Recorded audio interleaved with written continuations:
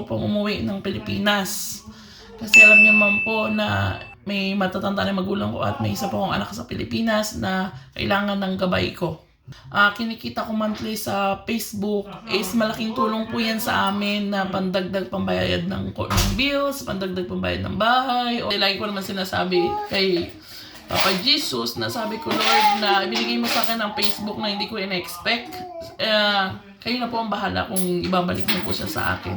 Hello guys! Good evening na ba? 6 o'clock na po dito. So, happy Easter guys! Today is Sunday po. So, kahapon hindi po ako nagawa ng video dahil alam nyo na yung situation ng page ko.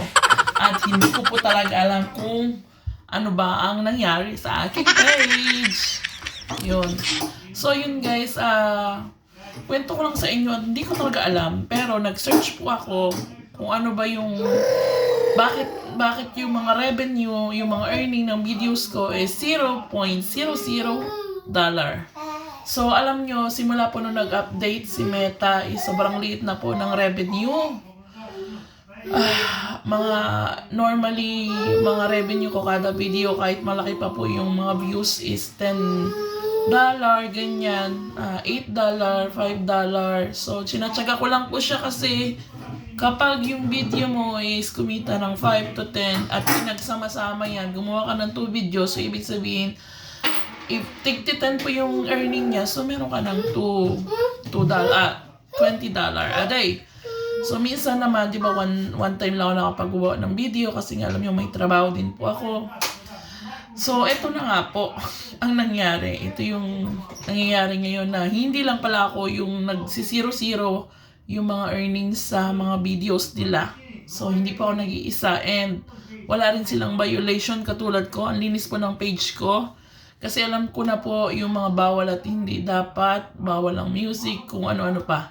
Kasi, guys, mahal ko po talaga yung page ko. Kasi yun na nga po na chinek ko kung may violation, tapos wala talaga, as in. Tapos may napanood akong ibang video na sabi na nangyari din daw sa kanila yan. And after 2 weeks, bumalik din daw po yung kanilang revenue sa dati. And ngayon is 4 days na po ako na walang revenue. As in, 0 kahit nag-re-upload ako ng videos ko nung gumawa kami ng pizza ni Petro, which is 18 to 19,000 views na yun. Dinilit ko po siya para malaman ko kung maybe yun yung may violation or what, pero wala, as in wala. And nagtataka talaga ako. Kaya lang, hindi naman ako pinapanghinaan na rin guys kasi I know na wala akong violation. Yun. So, nag-message na rin ako kay Meta. Sinabi ko na ganyan yung nangyari sa page ko, sa mga videos ko. Hindi na siya nag-earn and wala na po siyang ads. Kung dumating man yung time na wala akong ads, ibig sabihin nun, meron po akong violation at makikita ko yun sa recommendation na nagkakameron ako ng mga red. Yung mga tools ko na pag naka-red, ibig sabihin po noon is may violation ako and demonetize, which is yung tools ko po ay lahat ay green.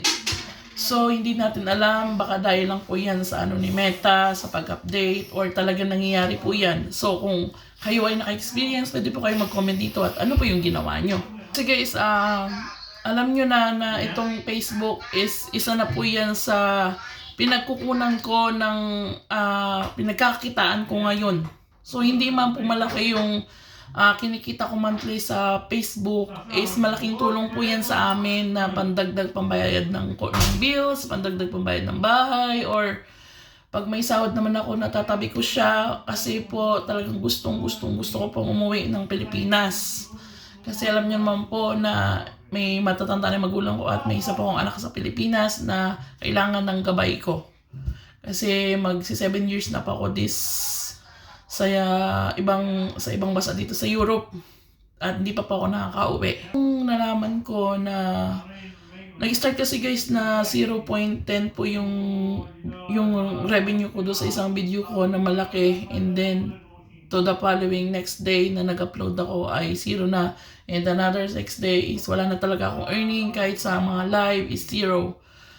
So may inung una talaga guys, sobra po ako nalungkot, as in hindi ako nakatulog na maayos. Nag-search ako kung paano yung gagawin ko, kung ano. Kasi gano'n naman tayo, diba? Kasi minsan, kahit magtanong tayo sa iba, wala rin silang masagot kasi hindi pa nila na-experience. So yun guys, tapos sabi ko na lang sa sarili ko kagabi na bahala na. Kasi ito namang Facebook is hindi ko naman talaga ina-expect na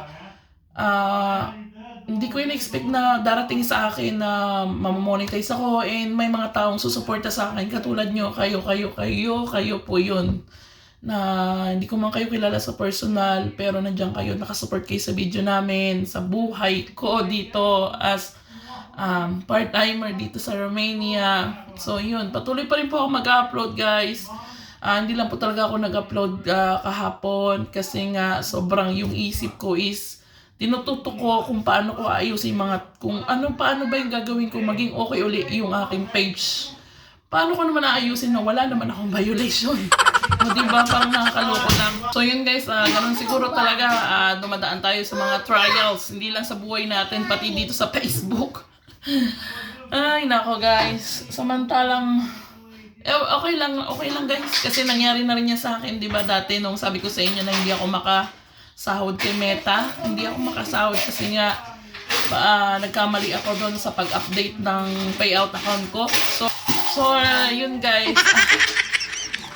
Nangangati yung ulo ko kahit hindi makati. So yun guys, tuloy lang ang buhay. Kung ano man mangyari, basta alam ko sa sarili ko na wala akong violation sa Facebook ko.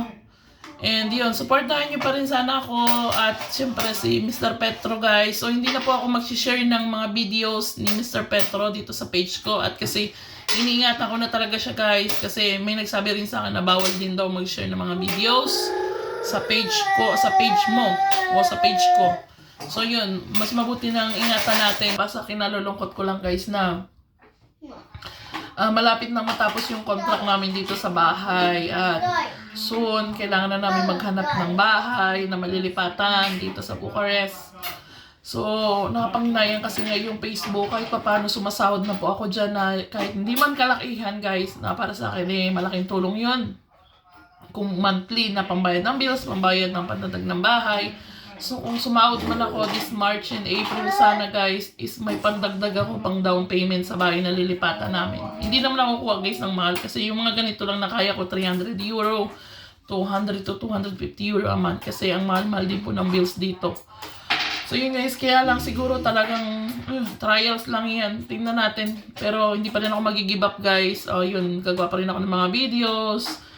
Yun, ang pagluluto, yung about sa trabaho ko. Yun, maraming salamat sa support nyo. Alam nyo yan kung gaano ako kasaya na dumating kayo dito sa buhay namin ng aking mga anak. At hindi ko man kayo kilala kung nasaan-saan man kayong bansa, mga may angels. Maraming salamat po ng buong puso.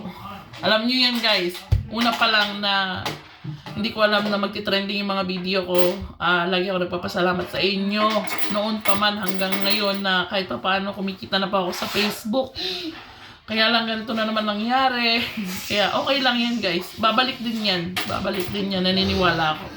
Nagkakapit lang. Magiging maayos din ang lahat. Kasi lagi ko naman sinasabi kay Papa Jesus na sabi ko, Lord, na ibinigay mo sa akin ang Facebook na hindi ko in-expect. Kayo na po ang bahala kung ibabalik mo po siya sa akin. So yun guys, bye! Maraming salamat po. Happy Easter guys! I hope na nag-enjoy kayo sa video to. At syempre nag-enjoy din kayo sa Easter. Yung kamusta yung Easter nyo. Yun, bye bye guys!